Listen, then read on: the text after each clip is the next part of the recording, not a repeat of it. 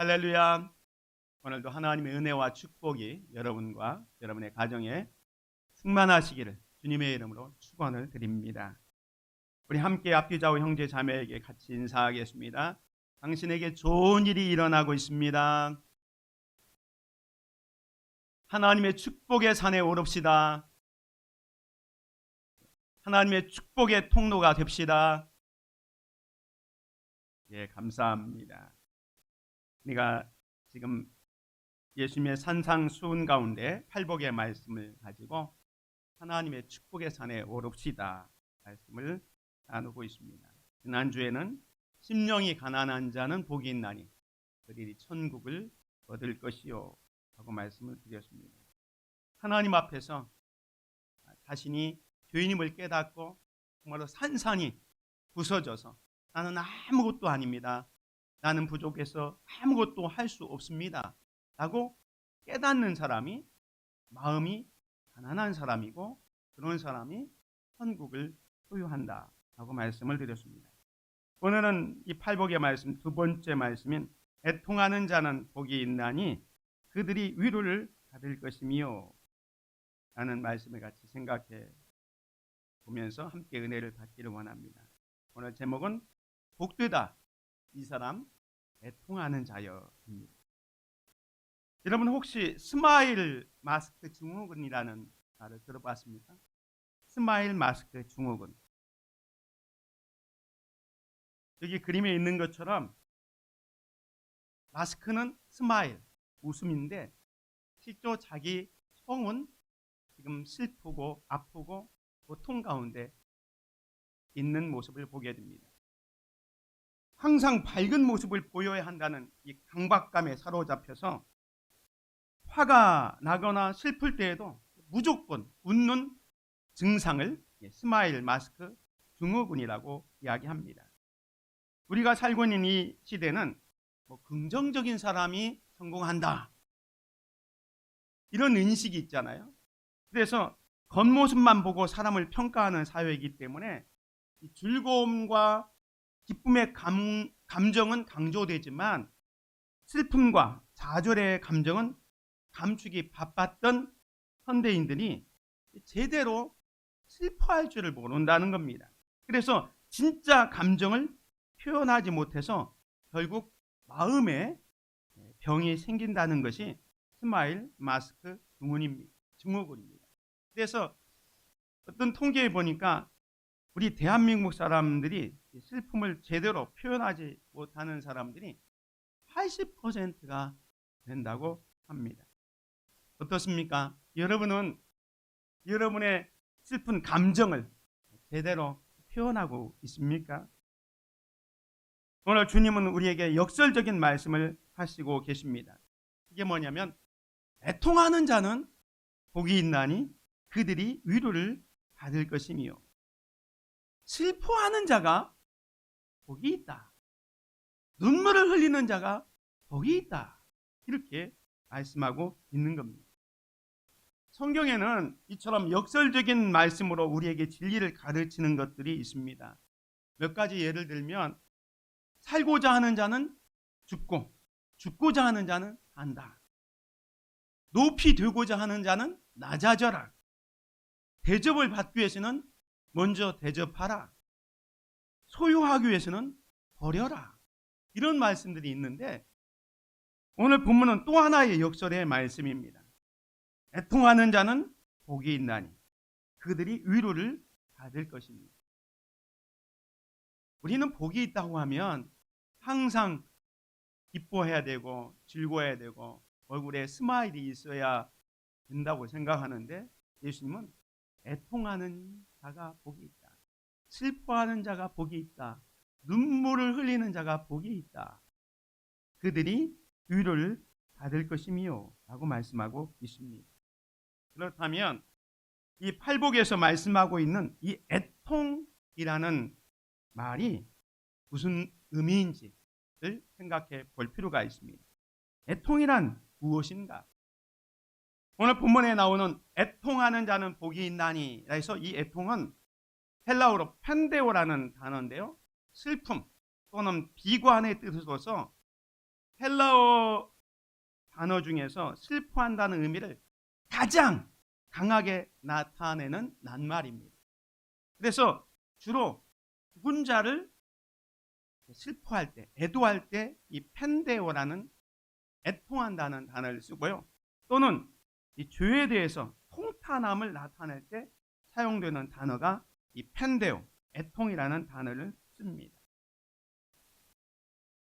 유대인들도 이 애통에 대해서 늘 마음을 가졌던 것 같아요. 지금도 이스라엘에 가면 통곡의 벽이 있는데 통곡의 벽에서 정말로 가슴을 치면서 울며 부르짖는 유대인의 모습을 보게 되는데요. 이들은 왜 이렇게 통곡의 벽에서 울을까요? 자기 민족이 멸망해서 예루살렘 성전이 무너진 것, 그리고 자기에 있는 죄를 이렇게 적어가지고 여기 틈새에 하얗게 쓴 종이입니다. 거기에 자기 죄악들을, 자기 것들을 써가지고 거기다 꼽아놓고 기도하는 장면입니다.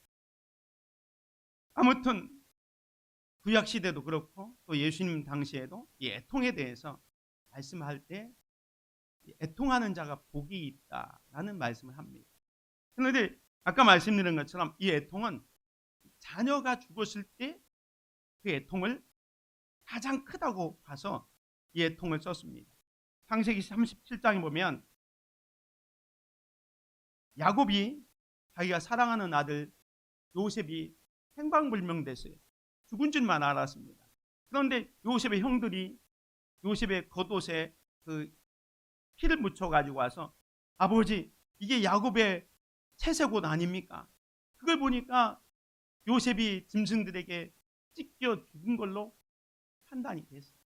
그래서 이 야곱이 자기 사랑하는 아들 요셉, 자기가 사랑했던 아내 라헬에서부터 얻었던 아들이기 때문에 끔찍이도 사랑했고, 그래서 채색 옷을 입혀 길렀는데 다른 형제들보다 더 사랑했는데 그 아들이 죽었다는 것을 깨닫는 순간 어떻게 합니까? 34절에 보면 자기 옷을 찢고 굵은 배로 허리를 동이고 오랫도록 그의 아들을 위하여 애통하니 라고 했습니다. 이처럼 자녀가 죽었을 때 그 애통함을 표현하는 단어가 펜데오, 오늘 이 마태복음 5장 4절에 나오는 애통이라는 단어입니다. 이 애통의 의미가 이처럼 강하다고 해서 예수님께서 말씀하시는 것처럼 애통하는 자는 복이 있나니 그들이 위로를 받을 것입니다. 그러면 우리가 이 야곱처럼 정말 늘 통곡하며 울어야 복이 있는 것은 아니겠죠.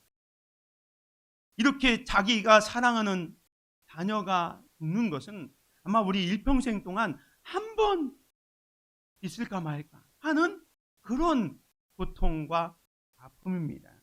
그렇기 때문에 우리가 이 야곱이 자기 자녀를 죽음을 슬퍼하는 이 애통을 우리가 날마다 가질 수는 없고, 그렇다면 예수님이 말씀하신 이 애통의 의미가 무엇이냐? 이것은 지난주에 말씀드렸던 심령이 가난한 자와의 연결이 됩니다.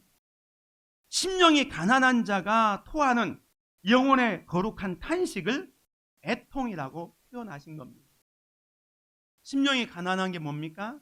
하나님 앞에서 자기의 죄를 발견하고 한산이 부서지는 거예요. 그래서 내가 하나님 앞에서 아무것도 할 수 없는 존재임을 깨닫는 순간 그 사람이 애통할 수밖에 없다는 거예요. 내가 하나님 앞에서 이렇게 죄인이기 때문에 그 죄 때문에 애통, 슬퍼할 수밖에 없는 거예요. 그래서 하나님 앞에 우리 심령을 비우려 한다면 그에게는 반드시 이 애통이 따라옵니다. 그래서 심령이 가난하지 못하면 그 사람은 이 애통하는 자는 복이 있나니 라는 이 말씀의 의미를 제대로 깨닫지 못한다고 볼 수가 있습니다. 그렇다면 누가 애통하는 자일까요? 여러 가지로 이야기할 수 있지만 우리가 예수님의 말씀의 의도를 생각해 보면 자기의 죄를 놓고 눈물을 흘리는 자가 애통하는 자입니다. 자기의 죄를 깨닫고 한산이 부서져서 나는 아무것도 할 수 없는 존재다라는 것을 깨닫는 게 심령이 가난한 자라고 했습니다. 그 심령이 가난한 자가 이제 자기의 죄를 놓고 하나님 앞에 눈물을 흘리면서 통의 자복, 슬퍼하는 것이 애통하는 자라는 겁니다.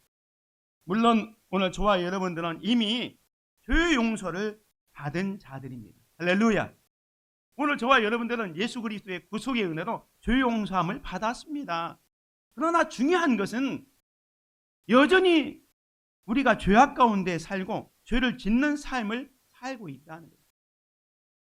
예수 그리스도로 말미암아 죄 용서함을 받았다고 해서 우리가 전혀 죄와는 상관없이 살아가고 있는 게 아니라, 물론 우리는 점점점 거룩해져 가지요. 예수님을 닮아가지만 여전히 이 죄악 가운데 살고 있고 죄를 지을 수밖에 없는 그런 환경 속에서 하루에도 100번, 10번 죄를 지을 수 있는 가능성이 너무도 많은 겁니다. 아니, 또 실제로 죄를 짓기도 있습니다. 그래서 그 죄를 놓고 눈물을 흘리는 겁니다. 죄를 씻는 눈물이지요. 우리 성도들은, 어떤 사람은 그렇게 얘기합니다. 야, 우리가 이미 예수 그리스도를 통해서 구속을 받았는데, 구원 받았는데 왜 죄를 놓고 계속 애통해야 하느냐라고 이야기할 수 있지만, 사실 이런 사람들은 우리가 하나님의 말씀을 잘못 이해하고 있는 것입니다. 요한일서 1장 8절에 보면, 만일 우리가 죄 없다 하면 스스로 속이고 또 진리가 우리 속에 있지 아니할 것이요 라고 했습니다. 우리는 늘 금방 말씀드린 것처럼 죄 용서함을 받았음에도 불구하고 여전히 죄악된 세상에서 살아가고 있고 또 죄를 짓는 연약한 존재이기 때문에 그 이후로 울어야 될 충분한 이유가 있는 겁니다. 하나님 앞에 애통해야 될 이유가 있는 겁니다. 우리가 구원을 받기 위해서 애통하는 것이 아니라 구원을 받았기 때문에 애통하는 것입니다. 그런데 많은 사람들이 이 죄에 대해서 너무 이론적으로 생각합니다. 우리가 신앙생활을 하면 우리가 어떤 죄를 지어도 주님 앞에 나와서 회개하면 죄 용서함을 받는다. 나는 그 사죄의 은총에 대해서 우리가 설교를 듣고 신앙적 교육을 받습니다. 그런데 그것을 너무 우리가 신뢰한다 할까요? 맹신해가지고 죄를 그냥 일주일 내내 막 짓습니다. 그리고 주일날 와서 그저 자기의 죄를 고백하기만 하면 죄 용서함 받는다고 해서 이 죄를 짓는 거에 대해서 너무 쉽게 생각하고 또 죄를 회개하는 것을 너무 쉽게 생각하는 경우가 있습니다. 그죠? 내가 주여 나의 죄를 용서해 주옵소서 말 한마디로 자기의 죄가 다 사해진 것처럼 착각에 빠지는 사람들이 많이 있다는 겁니다.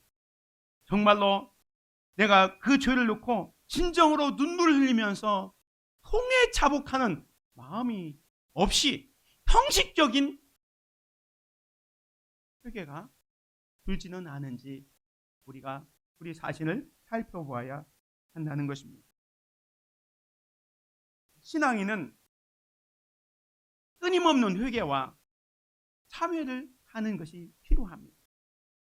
사랑하는 성도 여러분, 우리는 용서받은 하나님의 자녀이기에 또 거룩한 하나님의 자녀가 되었기에 우리 안에 성령님을 모시고 있기 때문에 이 세상과 구별되는 삶을 살아야 하기 때문에 우리는 매일매일 눈물을 흘리지 않을 수가 없습니다. 죄를 씻는 눈물을 흘려야 됩니다. 우리의 기준은 이웃사람이 아닙니다. 내가 저 사람보다 얼마나 선하게 살고 있는가 기준이 아니라 우리의 기준은 예수님입니다. 예수님이 보시기에 나는 얼마나 거룩한 사람인가, 이것이 우리의 기준이 되어야 합니다. 그렇기 때문에 예수님을 가까이 모시는 사람일수록 자기의 추악한 모습을 더 보게 됩니다. 그래서 그 사람은 더 애통하게 되지요. 예수님과 거리가 멀어지면 멀어질수록 이 애통과는 별로 상관이 없이 살아갑니다. 사랑하는 성도 여러분, 우리가 구원의 확신이 없어서 애통하는 것이 아닙니다. 항상 기뻐하라는 주님의 말씀을 몰라서 애통하는 것이 아닙니다. 예수님의 거룩하신 임재를 가까이 느끼기 때문에 애통하는 것이고 눈물을 흘리는 것입니다. 그 거룩한 영광의 빛 앞에 벌거벗은 것처럼 노출되는 나 자신을 순간순간 볼 때마다 나의 연약함 때문에 탄식하는 겁니다. 자기의 죄를 놓고 눈물을 흘려야 합니다. 그런 사람 가운데 다윗을 살펴볼 수가 있습니다. 다윗은 일생을 정말 하나님 중심적으로 살아갔습니다. 그런데 한순간 자기 인생을 송두리째 흔들어 놓는 죄를 저지르게 되지요. 그게 무엇입니까? 우리의 아내 바세바와 간통한 죄입니다. 그 죄를 감추기 위해서 이 다윗은 우리아를 죽이는 데까지, 살인하는 데까지 갑니다. 그런 큰 죄를 저질렀음에도 불구하고 전혀 죄책감 없이 한 1년을 살아갑니다. 그리고 우리아의 아내 바세바가 이제 임신해서 어린아이를 낳기 직전에 나단 선지자가 와서 다윗을 죄를 폭로하죠. 그때 다윗이 깨닫습니다. 자기가 1년 전에 우리아의 아내 바세바를 포함해서 지금 그 바세바가 잉태해서 어린아이가 낳기 직전에 자기의 죄를 깨닫고 시편 51편의 말씀을 듣습니다. 물론 그 어린아이는 낳자마자 하나님의 징계로 죽고요. 그때 이런 표현을 합니다. 하나님께서 구하시는 제사는 상한 심령이라. 하나님이여 상하고 통회하는 마음을 주께서 멸시하지 아니하시리이다. 애통이 뭡니까? 상한 마음. 애통이 뭡니까? 통곡하고 통회하는 것입니다. 다윗은 자기가 지은 죄 때문에 지금 하나님이여 상하고 통회하는 마음을 주께서 멸시하지 아니하나이다 하면서 정말로 탄식하면서 날마다 눈물로 그 침상에 띄우고 요를 적시고 있었던 겁니다. 하나님은 이렇게 자기의 죄를 자복하고 통회하고 자복하는 자에게 복이 있다라고 말씀합니다. 이렇게 통회하며 자기의 죄를 하나님 앞에 고하는 자를 주님께서는 복되다 말씀하시고 그 눈물을 씻어주시고 그에게 사유의 은총과 평안의 은총과 기쁨의 은총, 만족의 은총을 주신다고 약속하십니다. 그것이 바로 위로입니다. 그런데 많은 신자들은 자기가 스스로 노력해서 좋은 사람이 되려고 합니다. 하지만 그것은 신앙의 본질이 아닙니다. 신앙의 본질은 뭐냐면 내가 하나님 앞에서 아무것도 아니라는 것을 깨닫는 거예요. 나는 언제고 죄를 지을 준비가 되어 있고 죄악 속에 묻혀있는 사람이기 때문에 우리 예수님께서 나를 붙잡아 주지 아니하면 죄악의 구덩텅이에서 결코 벗어날 수 없는 사람이라는 것을 깨닫는 것, 이것이 신앙생활입니다. 그 죄를 깨닫는 순간 하나님 앞에 통해 자복하는 것. 바울도 이렇게 고백합니다. 자기 안에 죄성이 있음에 대해서 탄식합니다. 이미 예수 그리스도로 말미암아 죄사함을 받았음에도 불구하고 여기 있는 것처럼 내 속사람은 하나님의 법을 즐거워하되 내 지체 속에 한 다른 법이 내 마음의 법과 싸워 내 지체 속에 있는 죄의 법으로 나를 사로잡는 것을 보는 거예요. 이 마음 속에 두 가지의 마음이 있다는 거예요. 하나님을 사랑하는 마음, 거룩하게 살고 싶은 마음이 있지만 아직도 여전히 세상의 마음, 죄악된 마음이 있어요. 그래서 서로 갈등하고 싸우는 거예요. 다윗이 그것을 깨달으면서 오라 나는 곤고한 사람이로다. 이 사망의 몸에서 누가 나를 건져내랴 하면서 탄식하고 있는 겁니다. 이것이 바로 애통하는 자입니다. 두 번째로 인생의 무거운 짐을 지고 하나님께 부르짖는 사람이 애통하는 자입니다. 하나님의 자녀들 가운데는 정말로 젖은 눈물이 마르지 날이 하루도 없이 계속 눈물을 흘려야 하는 사람들이 있습니다. 우리 주변에는요, 정말로 경제적인 문제로, 또 어떤 사람은 자녀의 문제로, 또 건강의 문제로, 관계의 문제로, 또한 이유를 알 수 없는 불행을 만나서 정말 하나님의 옷자락을 붙잡고 통회하는 사람들이 있습니다. 이들이 애통하는 자들입니다. 그들은 이유를 알 수 없는 불행을 만나서 견디다 못해 시간만 나면 하나님의 옷자락을 붙잡고 통회하는 자들입니다. 주님은 그런 자들에게 복이 있다라고 말씀합니다.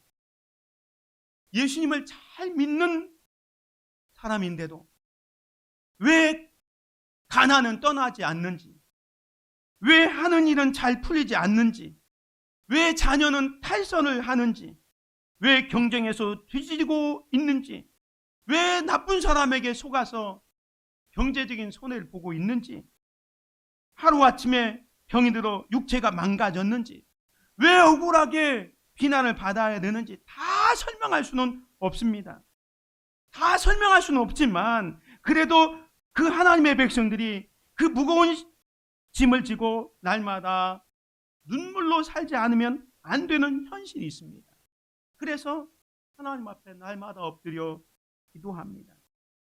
가슴에 찾아오는 이 슬픔과 아픔과 고통을 견디지 못해서 세상의 많은 사람들은 웃고 즐기는 시간에 자기는 홀로 성전에 올라와 눈물을 흘리며 통에 자복하는 성도들이 있습니다. 살기가 너무 힘들기 때문에, 자주자주 몰려오는 좌절감 때문에 은혜의 보좌 앞에 눈물로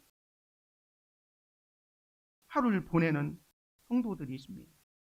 어떤 사람은요, 사실 예수 믿는다는 것 때문에 십자가를 져야 하는 사람도 있습니다. 또 어떤 사람은 다른 사람과 이렇게 불의를 보고 타협하지 않는 것 때문에 고통과 슬픔을 안고 살아가는 분들도 있습니다. 그래서 그들이 그 아픔과 고통을 가지고 와서 눈물을 흘리며 통회합니다. 세상 사람들이 볼 때에는 저 사람은 저렇게 날마다 눈물을 흘리고 어려운 문제가 있기 때문에 마치 불행을 안고 살아가는 사람, 저주를 받고 살아가는 사처럼 보입니다. 그런데 주님은 말씀합니다. 애통하는 자는 복이 있나니 그들이 위로를 받을 것이며, 나의 슬픔과 나의 고통을 주님 앞에 들고 나아가서 눈물로 주의 옷자락을 적시며 기도하는 사람에게 주님은 말씀합니다. 내가 너의 애통하는 것을 보았다. 애통하는 자는 복이 있다 라고 말씀합니다. 실제로 성경에 보면 그런 분들이 있었죠. 자녀의 문제로 울부짖는 한나를 우리는 잘 알고 있습니다. 이 한나가 결혼했는데 자녀가 없습니다.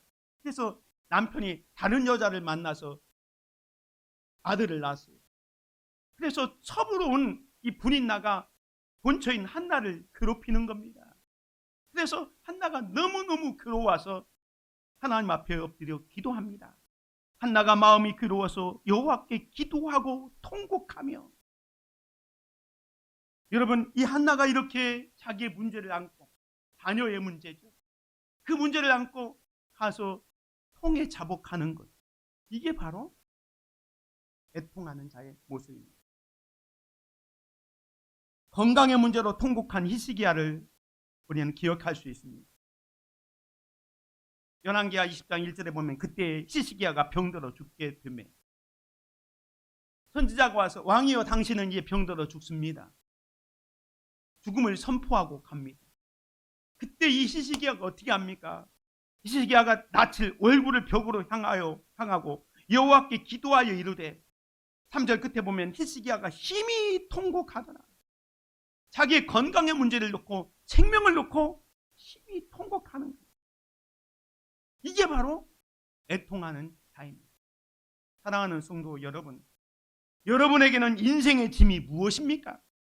주님은 우리에게 말씀합니다. 수고하고 무거운 짐진 자들아 다 내게로 오라. 내가 너희를 쉬게 하리라 말씀합니다. 그 주님 앞에 여러분의 인생의 짐을 내려놓고 통곡하며 애통하며 기도하시기를 바랍니다. 그렇게 애통하는 자에게 주님이 위로의 축복을 주십니다. 지금 당장 눈앞에서 병이 고쳐지지 않을 수도 있습니다. 내 가난이 물러가지 않을 수도 있습니다. 당장 눈앞에서 내가 원하는 대로 되지 않을 수도 있지만 주님은 말씀합니다. 너의 애통이 복이 있노라. 내가 네 눈물을 보았다. 내가 네 기도를 들었노라 말씀합니다.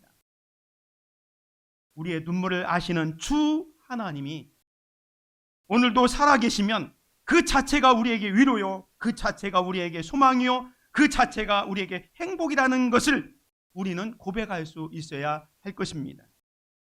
반드시 우리 하나님께서 그의 자녀들의 눈에 눈물을 씻겨줄 날이 올 것이기 때문입니다.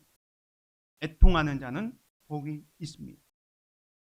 세 번째로 세상의 죄를 짊어지고 눈물을 흘리는 사람이 애통하는 자입니다. 자기의 죄뿐 문제 아니라 또 자기의 인생의 짐 문제뿐만 아니라 이제는 성숙한 그리스도인은 자기의 죄와 문제만을 놓고 슬퍼하고 애통해야 하지 않고 세상의 죄와 문제를 보면서 마치 자신의 일처럼 슬퍼하고 눈물을 흘리는 겁니다. 이것이 애통하는 자입니다. 우리가 에레미야를 눈물의 선지자라고 얘기하죠. 왜 에레미야를 눈물의 선지자라고 얘기합니다? 에레미야는 자기 민족 이스라엘의 그 죄악을 보면서 하나님의 심판을 받을 것을 생각하니까 막 통에 자복하는 거예요. 에레미야 8장에 보면 내 딸 백성이 상하였으므로 나도 상하여 슬퍼하며 놀라움에 잡혔도다. 이 내 딸이라고 표현한 것은 지금 이스라엘 백성, 유다 백성을 의인화해서 말합니다. 어찌하면 내 머리는 물이 되고 내 눈은 눈물 근원이 될고 죽임을 당한 딸 내 백성을 위하여 주야로 울리로다. 예레미야 선지자는 자기 나라의 죄악상을 보면서 통에 자복하고 눈물로 기도했습니다. 시편 기자는 이렇게 얘기합니다. 주의 말씀을 지키지 아니하는 거짓된 자들을 내가 보고 슬퍼하였나이다. 세상 주변에 많은 사람들이 멋대로 살아가는 그 모습을 보면서 마치 내가 하나님의 말씀을 지키지 않은 것처럼 슬퍼하고 애통하는 것. 심지어 바울도 이렇게 눈물을 흘렸습니다. 빌립보서 3장 18절에 보면 내가 여러 번 너에게 말하였거니와 이제도 눈물을 흘리며 말하노니 여러 사람들이 그리스도의 십자가의 원수로 행하느니라. 세상에 많은 사람들이 그리스도의 십자가의 원수로 행하는 것을 보면서 눈물로 편지를 쓰고 있습니다. 고린도 교회에서는 이렇게 얘기합니다. 내가 마음에 큰 눌림과 걱정이 있어 많은 눈물로 너에게 썼노니. 바울은 고린도 교회의 문제들을 봤어요. 거기에 우상 숭배도 있었고요, 간음도 있었고요, 교회 안에서의 그 분리도 있었어요. 그런 많은 문제들을 보면서 내 마음에 큰 눌림과 걱정이 있어 많은 눈물로 너에게 썼노니 라고 말합니다. 많은 신앙인들은 자기의 죄와 자기의 문제만 놓고 애통하는 것이 아니라 나라를 위해서 세상의 죄악들을 보면서 교회의 어려움을 보면서 눈물을 흘리고 기도하고 있습니다. 누가 애통하는 자입니까? 자기의 죄를 놓고 하나님 앞에 통곡하는 자입니다. 인생의 문제를 하나님께 맡기고 간절하게 울부짖는 자입니다. 이웃과 세상의 죄를 보면서 함께 아파하고 슬퍼하는 자입니다. 이런 자에게 주님이 위로가 있다라고 말씀합니다. 애통하는 자에게 주시는 복이 뭡니까? 위로입니다. 오늘 본문 말씀, 애통하는 자는 복이 있나니 그들이 위로를 받을 것이며 라고 했습니다. 여기 위로라는 단어는 파라칼레오라는 단어인데요.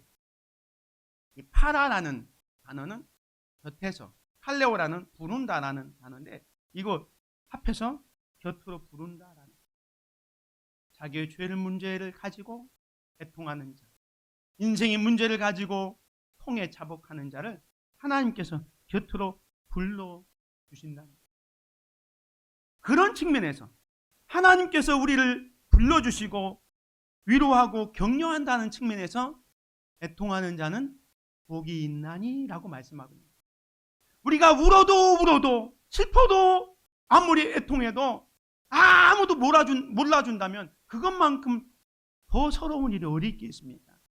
그런데 우리가 애통할 때마다 죄를 놓고 통해 자복하고 내 인생의 문제를 놓고 통해 자복하고 세상의 죄악을 보면서 울 때에 우리 주님이 우리를 위로해 주신다는 사실입니다. 그런데 그 위로는 세상의 위로와는 같지 않아요. 물론 우리가 힘들고 어려울 때 세상의 위로가 되는 것들도 있죠. 때로는 우리의 자식이 위로가 될 때도 있고 또 돈이 위로가 될 때도 있습니다. 그리고 사랑하는 배우자, 부인, 남편이 위로자가 되기도 합니다. 그리고 친한 친구들이 위로가 되기도 합니다. 하지만 이것들은 모두 순간적이고 일시적인 위로일 뿐입니다. 진정한 위로는 하나님께로부터 오는 겁니다. 하나님이 주시는 위로는 영원합니다. 그래서 고린도후서 1장에 보면 이렇게 얘기합니다. 찬송하려도다 그는 우리 주 예수 그리스도의 하나님이시요 자비의 아버지시요 모든 위로의 하나님이시며 우리의 모든 환난 중에서 우리를 위로하사 우리로 하여금 하나님께 받는 위로로서 모든 환난 중에 있는 자들을 능히 위로하게 하시는 이시로다 라고 말씀합니다. 사랑하는 성도 여러분, 하나님께서는 우리의 진정한 위로자가 되십니다. 우리를 사랑할 뿐만 아니라 능력의 하나님이십니다. 그래서 우리의 아픔과 우리의 슬픔을 보시고 우리를 충분하게 완벽하게 위로해 줄 분이 바로 주님이십니다. 물론 이 땅에서는 그 모든 것들이 다 해결되지 않을 수도 있습니다. 그렇지만 마지막 날에는 온전하게 회복시켜 주실 겁니다. 계시록 21장 4절에 보면 모든 눈물을 그 눈에서 닦아주시니 다시는 사망이 없고 애통하는 것이나 곡하는 것이나 아픈 것이 다시 있지 아니하니니 처음 것들이 다 지나갔습니다. 주님이 그 애통을 보시고 치유해 주시고 회복시켜 주실 것을 말씀하고 있습니다. 앞에서 봤던 한나의 애통을 하나님께서 보시고 어떻게 하셨습니까? 엘리 선지자가 제사장이 이렇게 얘기합니다. 평안히 가라. 이스라엘 하나님이 네가 기도하여 구한 것을 허락하시기를 원하노라. 이 대답을 받고 한나는 근심과 걱정이 다 사라지고 생활합니다. 그런데 한나의 문제는 뭐였습니까? 자녀를 낳지 못했는데 그 자녀까지 주십니다. 이 사무엘상 1장 19절 보면 여호와께서 그를 생각하신지라 한나가 임신하고 때가 이름에 아들을 낳아 사무엘이라 이름하였으니 이는 내가 여호와께 그를 구하였다 합니다. 하나님께서는 한나의 애통을 보시고 그에게 문제, 자녀까지 주셨습니다. 히스기야의 눈물을 보신 하나님 어떻게 하셨습니까? 이사야 선지자가 당신이 병들어 죽게 됩니다. 통보하고 나가는데 문 밖에 나가기도 전에 하나님께서 응답해 주셨습니다. 그 얼굴을 벽에 향하고 통곡하면서 기도했던 그 히스기야의 기도를 들으시고 다윗의 하나님 여호와의 말씀이 내가 네 기도를 들었고 네 눈물을 보았노라. 내가 너를 낫게 하리니 네가 3일 만에 여호와의 성전에 올라가겠고 내가 네 날을 15년을 더할 것이며 내가 너와 이 성을 아수르의 왕의 손에서 구원하고 내가 나를 위하여 또 내 종 다윗을 위함으로 이 성을 보호하리라 하셨다 하라.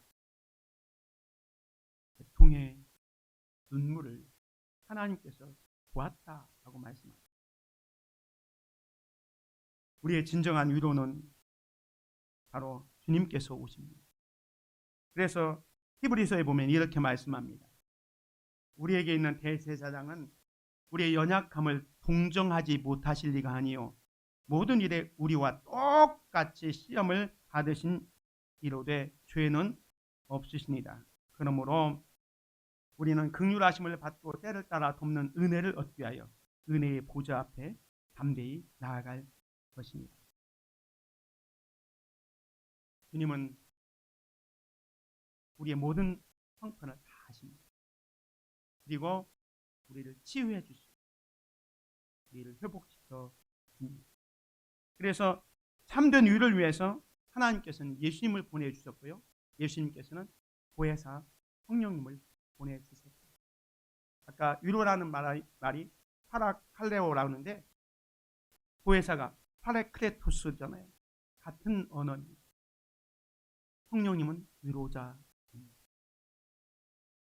오늘 이 말씀을 생각하면서 이 찬양을 한번 같이 들으시면 좋겠습니다. 힘들고 지쳐 낭망하고 넘어져 가사를 생각하면서 함께 찬양합니다.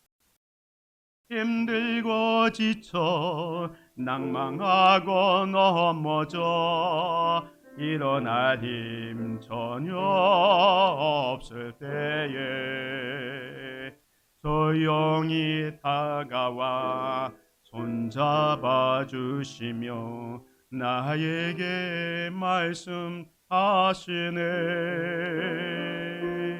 나에게 실망하며 내 자신 연약해 고통 속에 눈물 흘릴 때에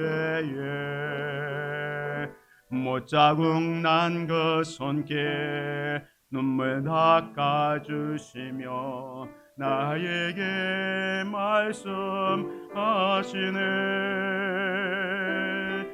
너는 내 아들이라 오늘날 내가 너를 낳도다. 너는 내 아들이라 나의 사랑하는 내 아들이라. 아멘. 애통하는 자는 복이 있나니 그들이 위로를 받을 것입니다. 일시적이고 변하는 위로가 아닌 영원하고 참된 위로를 하나님께서 주십니다. 위로의 하나님께서는 이 땅에서의 위로뿐만 아니라 천국에서는 온전하고 참된 위로로 충만하게 하실 것입니다. 그 위로를 소망하며 살며 사는 애통하는 삶을 사는 대한 성도들이 되시기를 바랍니다. 애통하는 자는 복이 있습니다. 애통하는 자가 하나님의 위로를 받습니다. 근데 어떤 분들은 이렇게 얘기할 수 있습니다. 목사님, 우리가 이렇게 잘 사는 나라가 되었고 즐겁고 재미난 일이 많은데 울 일이 뭐가 있습니까? 질질 짜지 말고 즐겁고 행복하게 잘 살자고 말합니다. 정말 그럴까요? 세상은 점점 사악해지고 있습니다. 세상은 점점 하나님과 멀어지고 있습니다. 이대로 나가면 머지않은 날에 진정으로 하나님을 사랑하고 하나님의 말씀대로 사는 사람이 거의 없어진 세상을 보게 될지도 모릅니다. 얼마 전에는 캐톨릭에서는 동성연애를 합법화하고 그 합법한 이후에 우리나라에서는 신부들이 그 동성예제 하는 사람들을 축복하였다라는 기사를 보았습니다. 누구가 이 세상을 붙잡고 울지 않으면 하나님 앞에 애통하는 사람이 없다면 이 세상이 선은 사라지고 악만 남는 세상이 될 것입니다. 우리는 이 세상을 보면서 정말로 통회하고 자복하고 울어야 됩니다. 하나님, 우리를 불쌍히 여겨 주옵소서. 우리가 사는 이 세상을 불쌍히 여겨 주시옵소서. 우리 한국교회를 불쌍히 여겨 주옵소서. 우리 성도들을 불쌍히 여겨 주옵소서. 간절히 울어야 할 것입니다. 하나님 앞에서 내 자신의 모습을 바르게 보고 애통해할 줄 아는 자들이 되시기 바랍니다. 그리고 가족을 위해서 울고 이웃을 위해서 울고 나라를 위해서 울 수 있는 귀한 성도들이 되시기를 주님의 이름으로 축원을 드립니다. 은혜로우신 아버지 하나님, 애통하는 자는 복이 있나니 그들이 위로를 얻을 것임이라는 이 말씀을 깊이 새겨서 우리가 하나님 앞에 죄인임을 깨닫고 그 죄 때문에 통해 자복하게 하시고 또 우리의 인생의 짐을 지고 날마다 눈물로 적시며 하나님 앞에 나아가게 하옵소서. 뿐만 아니라 이 세상의 죄악들을 보면서 마치 그 죄가 나의 죄인 것을 깨닫고 울며 기도할 수 있는 우리들이 되게 하여 주시옵소서. 그래서 주님이 주시는 참된 위로와 평강을 얻게 하옵소서. 예수 그리스도의 이름으로 기도드립니다. 아멘.